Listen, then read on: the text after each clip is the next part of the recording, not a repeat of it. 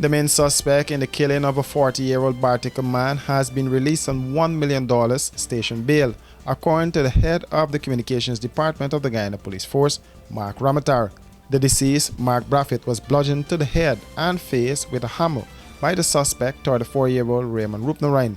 Ramatar, in response to a question on the status of the investigation, said the 34-year-old suspect was released on bail based on the advice from the Director of Public Prosecution. There was no reason given as to why the police did not move to the court to seek an extension to detain the suspect beyond the 72 hours. However, Attorney General Darren Wade, who is representing Claire Cheeks, the mother of the deceased, said the release of Rupnerine after 72 hours is highly unusual given the allegation of murder. Wade, in a statement, said, "In these circumstances, the police will usually approach the court for an extension of time for the accused to remain in custody."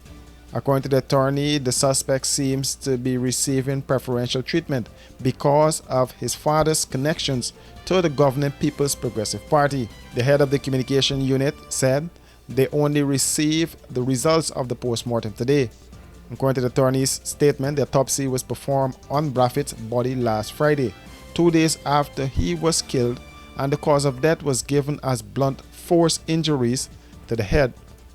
Further, the statement said that Mistress Cheeks was told that her son's skull was broken as a result of the assault. The attorney said they are demanding that the police release the recording of the incident.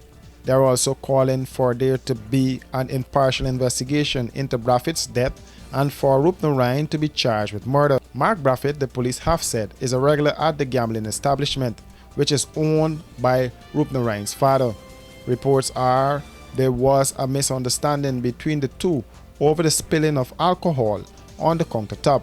Braffett, who was playing at the slot machine, reportedly armed himself with several glass bottles that were nearby and began hurling them at Rupnerine, who was behind the bar counter.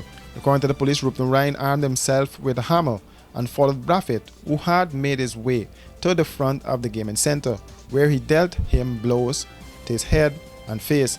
The 40-year-old collapsed and was subsequently taken to the Bartica Regional Hospital, where he was pronounced dead on arrival.